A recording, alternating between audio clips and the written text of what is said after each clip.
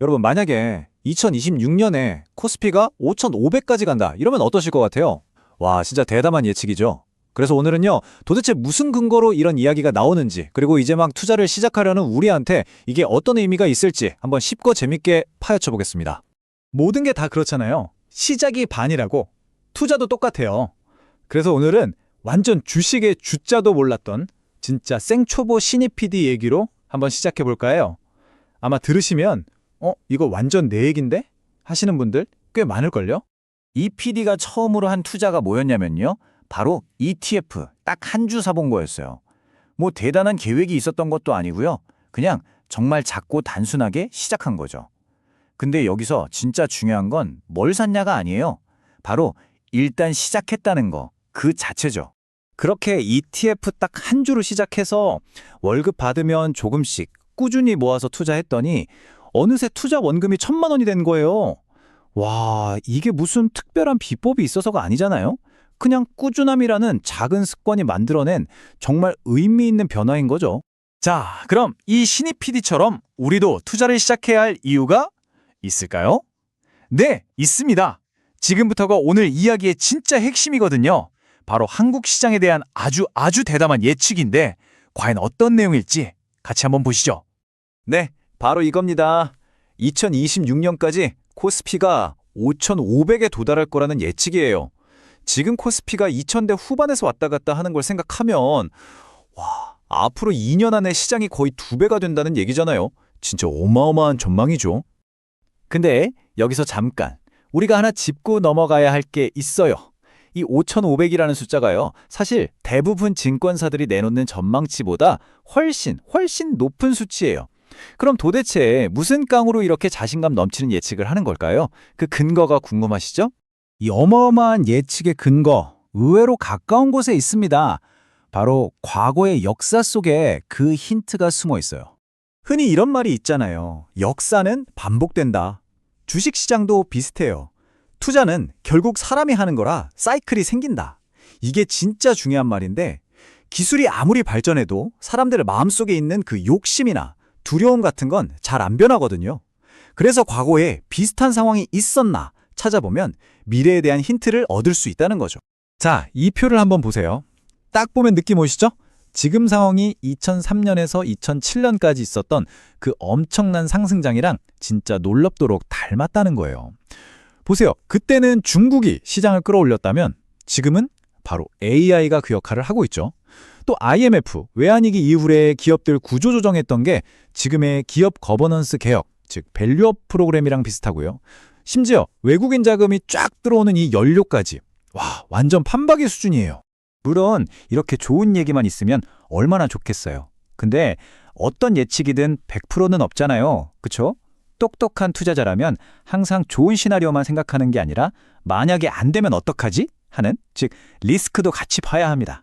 그러니까 이렇게 한번 생각해 보는 거죠.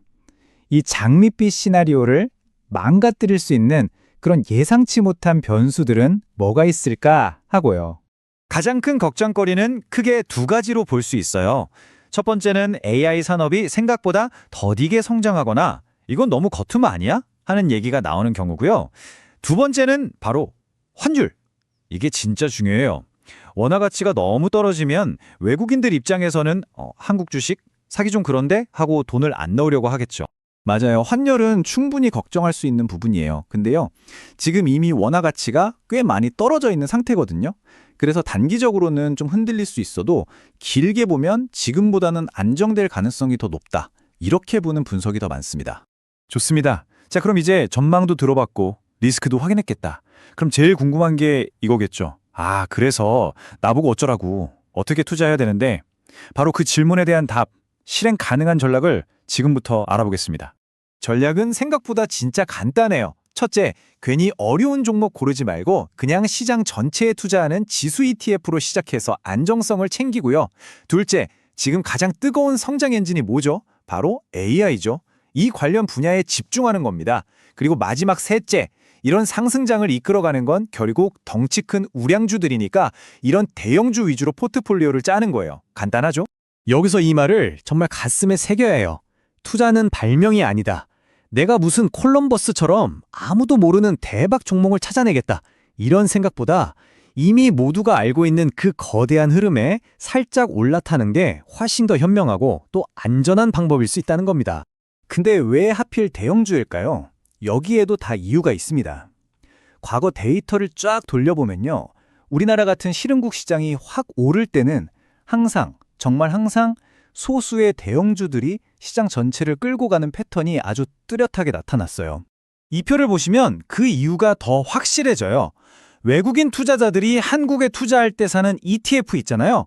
그걸 뜯어보면 삼성전자나 SK하이닉스 같은 대기업 비중이 실제 우리 시장에서 차지하는 비중보다 훨씬 높아요.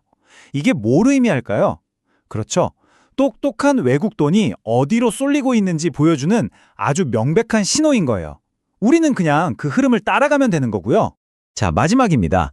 사실 이런 전략보다 어쩌면 이게 더 중요할 수도 있어요. 바로 투자를 대하는 우리의 마음가짐, 즉 마인드셋입니다. 이게 어쩌면 자산을 불리는데 가장 강력한 무기가 될 수도 있거든요. 아마 많은 분들이 투자를 좀 망설이는 이유가 이걸 거예요. 주식, 그거 완전 도박 아니야? 하는 두려움. 그런데 정말 그럴까요? 이 그림을 보면 차이가 확 느껴지실 거예요. 예를 들어 부동산은 내가 싸게 사서 비싸게 팔면 누군가는 그걸 비싸게 사야 하잖아요. 한쪽이 이기면 다른 쪽은 지는 이런 걸 제로섬 게임이라고 하죠. 하지만 주식시장은 달라요. 기업이 혁신하고 성장하면서 파이 자체가 커지거든요. 그래서 투자한 사람들 모두가 다 같이 이길 수 있는 포지티브 썸 게임이라는 겁니다. 그러니까 다시 한번 강조하지만 여러분이 주식에 투자하는 건 돈 놓고 돈 먹게 하는 투기가 아니에요. 혁신하는 기업에 자본을 대주고 그 기업이 만들어내는 성장의 과실을 함께 나누는 정말 중요한 경제활동이라는 거죠. 이 말이 참 마음에 와닿지 않으세요? 세상은 이렇게 계속 발전하고 바뀌어가는데 그 변화로 만들어진 엄청난 부를 다른 사람들만 다 가져가게 놔둘 순 없잖아요. 우리가 직접 그 성장에 참여해야 그 혜택도 우리 것이 될 수 있는 겁니다. 자, 이제 마지막으로 여러분께 질문 하나 던지면서 마무리할까 합니다. 오늘 이야기의 시작이었던 그 신입 PD 기억나시죠? 그 PD처럼 여러분의 위대한 투자 여정을 위한 첫걸음, 그 한 걸음은 과연 무엇이 될 수 있을까요? 정말 거창한 게 아니어도 괜찮아요. ETF 한 주도 좋고요. 한번 진지하게 생각해 보시는 건 어떨까요?